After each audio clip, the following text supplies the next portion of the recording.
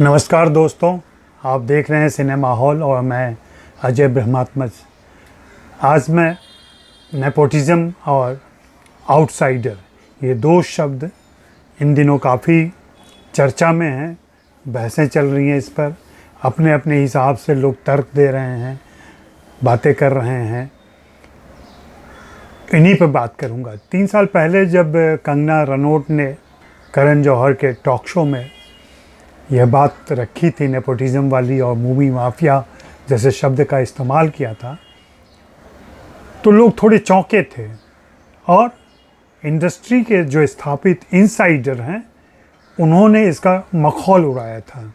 आप सभी को याद होगा कि उसके बाद एक फिल्म अवार्ड शो में खुद करण जौहर, सैफ अली खान और वरुण धवन ने नेपोटिज़म शब्द का उल्लेख करते हुए इशारे में उस आरोप का मजाक उड़ाया था। और ये तीनों को जानते हैं आप। करण जौहर यश जौहर के बेटे हैं, सैफ अली खान शर्मिला टैगोर के बेटे हैं, वरुण धवन डेविड धवन के बेटे हैं। तीनों फिल्म इंडस्ट्री के सेकंड जनरेशन तो कहे ही जा सकते हैं। तो होता ही यूँ है कि वास्तव में देखें तो फिल्म इंडस्ट्री आउटसाइडर की मेहनत और प्रतिभा से बनी एक ऐसी इंडस्ट्री है जिसमें एक समय के बाद आउटसाइडर के लिए घुसना मुश्किल काम हो जाता है, क्योंकि तब तक यह आउटसाइडर जो पहले आया था, पहली पीढ़ी का आउटसाइडर, इनसाइडर बन चुका होता है और वह नए आउटसाइडर से चुनौती महसूस करता है। तो यह हमेशा समस्या नए आउटसाइडर की होती है, और यह आज की समस्या नहीं है। खुद हिंदी फिल्म इंडस्ट्री के पहले परिवार, पहले ख़ानदान कपूर परिवार की ही बात करें। कपूर परिवार के पृथ्वीराज कपूर जब मुंबई आए, जाहिर सी बात है उनकी जान पहचान का कोई नहीं था यहाँ। इम्पीरियल स्टूडियो, आदर्शर ईरानी का स्टूडियो, जो उन दिनों ओपेरा हाउस के आसपास हुआ करता था, उसमें काम पाने के लिए वे कतार में लगे हुए थे, लाइन में लगे हुए थे, जैसे और भी लोग लगे होंगे। संयोग से तभी इम्पीरियल की हीरोइन एरमली क्रॉस कर रही थी वहाँ से, और उनकी नज़र पृथ्वीराज कपूर पर पड़ी। उनके शारीरिक सौष्ठव और कद काठी से वह बहुत प्रभावित हुई, सम्मोहित हुई, और उन्होंने उनको अलग से बुलाया और इस तरीके से उनको फिल्म इंडस्ट्री में एंट्री मिल गई। सिनेमा गर्ल फिल्म का नाम था, और यहाँ से फिर कपूर ख़ानदान की शुरुआत होती है। अब यहाँ नेपोटिज़म कहाँ से आता है? यहाँ तक तो बात ठीक थी। यही पृथ्वीराज कपूर अपना नाम कमाने के बाद मुंबई से कोलकाता जाते हैं। कोलकाता में न्यू थिएटर्स के लिए काम करते हैं। वहाँ केदार शर्मा नाम का एक युवा प्रतिभाशाली महत्वाकांक्षी युवक उनके पास आता है। वह भी पंजाब से आता है, और इस उम्मीद से आता है, चूँकि वह पंजाब से देवकी बोस से मिलने के लिए और उनके साथ काम करने के लिए तत्कालीन पाकिस्तान, अब जो हो गया है, तत्कालीन पश्चिम पंजाब, सियालकोट के आसपास के रहने वाले थे, नरोवाल के, वहाँ से कलकत्ता आते हैं। और न्यू थिएटर्स में उनको एंट्री नहीं मिलती है, गेट से दरबान अंदर ही नहीं जाने देता है। तो देवकी बोस से कैसे मुलाकात हो? उन्हें पता चलता है कि यहाँ दो व्यक्ति हैं जो पंजाब के हैं, और वे लोग पृथ्वी न्यू थिएटर से जुड़े हुए हैं। एक पृथ्वीराज कपूर और दूसरे के.एल. सहगल। तो वे जाते हैं दोनों से मिलने। पृथ्वीराज कपूर से पहले मुलाकात होती है। पृथ्वीराज कपूर उन्हें साफ शब्दों में, जी हाँ, यह उनकी आत्मकथा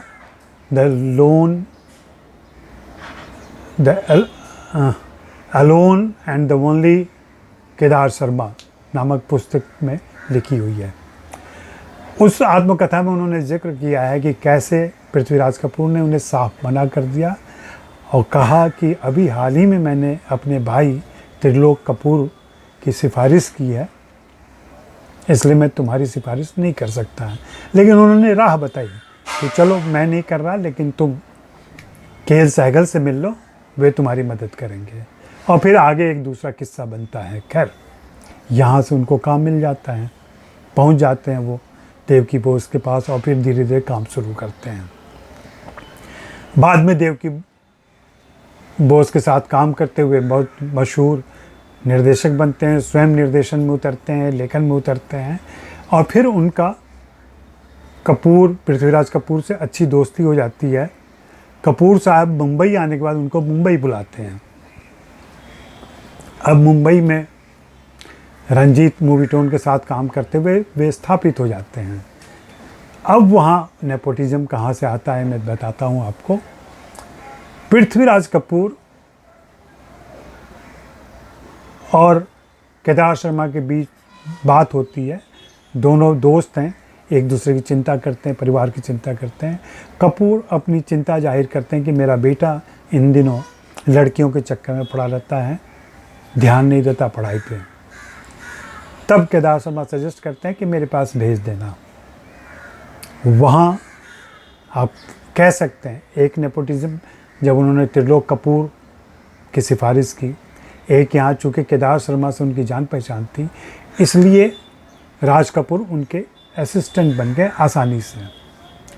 और यह असिस्टेंट बनने का सिलसिला मशहूर एक्टर के, निर्देशक के और निर्माता के बेटों के असिस्टेंट बनने का सिलसिला तब से लेकर अभी तक चला आ रहा है। और ये लोग फिल्मों में लॉन्च होने से पहले, स्वयं हीरो हीरोइन बनने से पहले किसी मशहूर डायरेक्टर के साथ असिस्ट करते हैं, सिनेमा के गुर सीखते हैं और फिर फिल्मों में लॉन्च होते हैं। और इन्हें असिस्टेंट का काम बहुत आसानी से मिल जाता है, जबकि हम जानते हैं कि फिल्म इंडस्ट्री में किसी आउटसाइडर के लिए, इवन ट्रेंड टेक्नीशियन के लिए असिस्टेंट का काम पाना कितना मुश्किल होता है, क्योंकि यहाँ कोई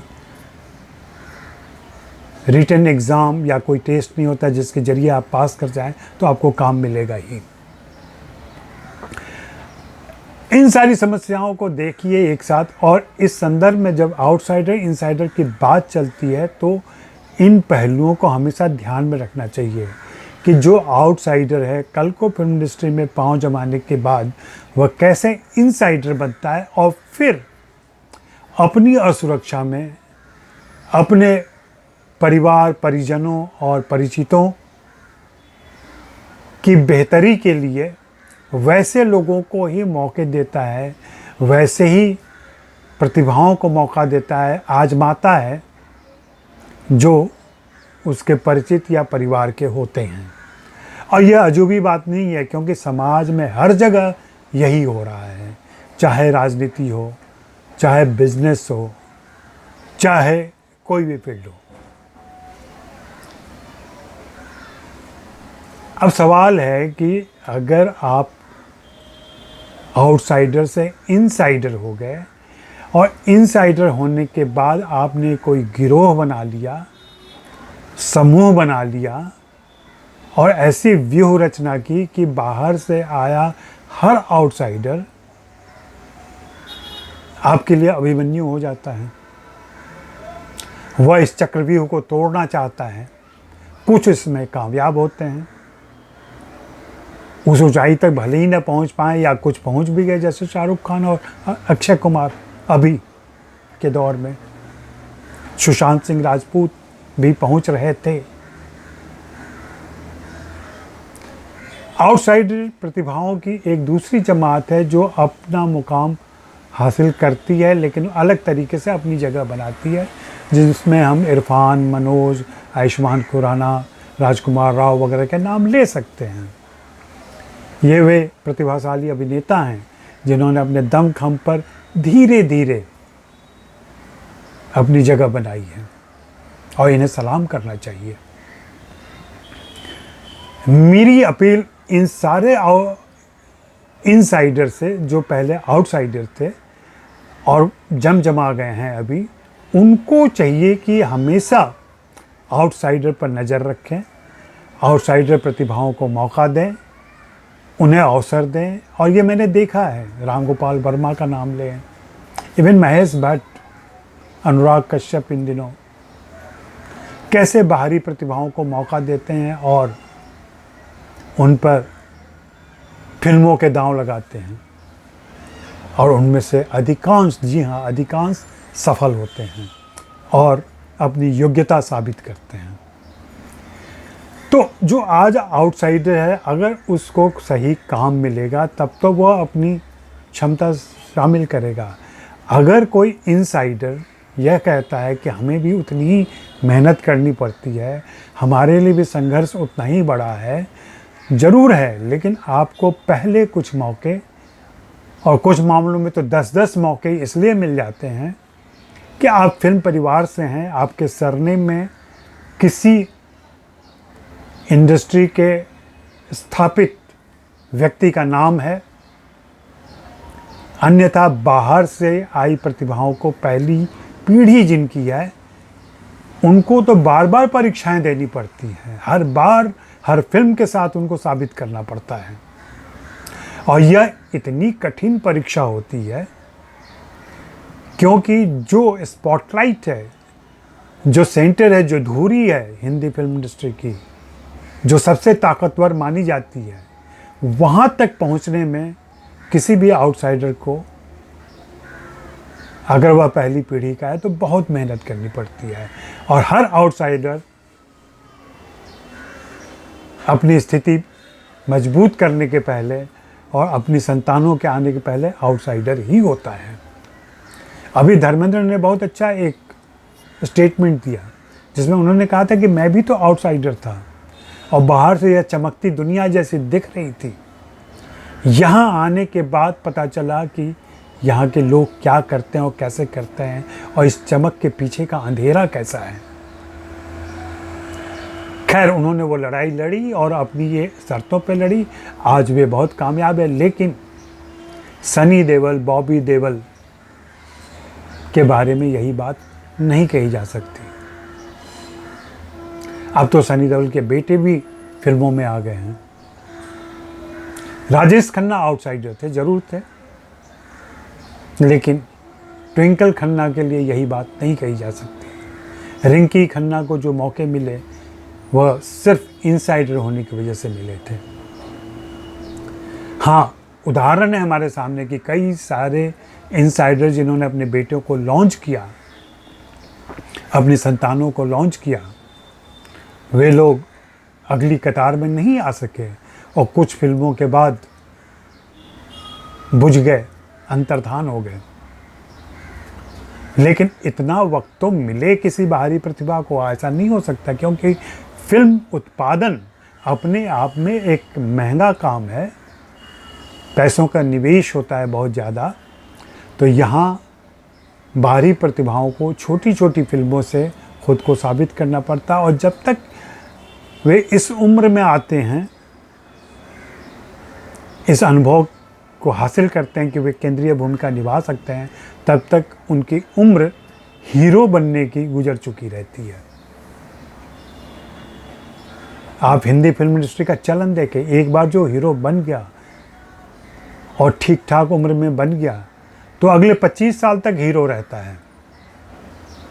लेकिन नई प्रतिभा अगर सही समय पर हीरो नहीं बन पाई तो फिर वो चरित्र भूमिकाओं में ही खप जाता है और पूरी ज़िंदगी खपा रहता है।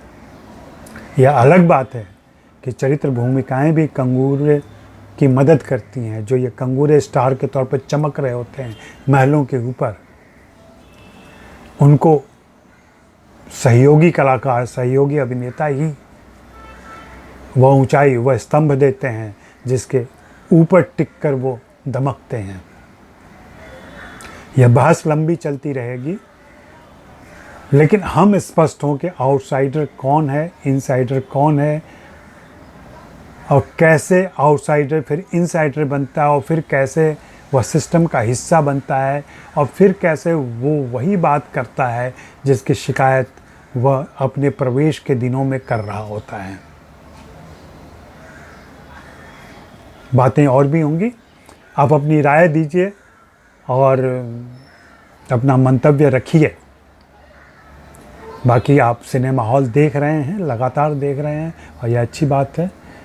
और अब आपके देखने से हमारी ग्रोथ धीमी गति से ही हो रही है, लेकिन हो रही है, और यह अच्छी बात है। तो शुक्रिया, मेहरबानी, धन्यवाद।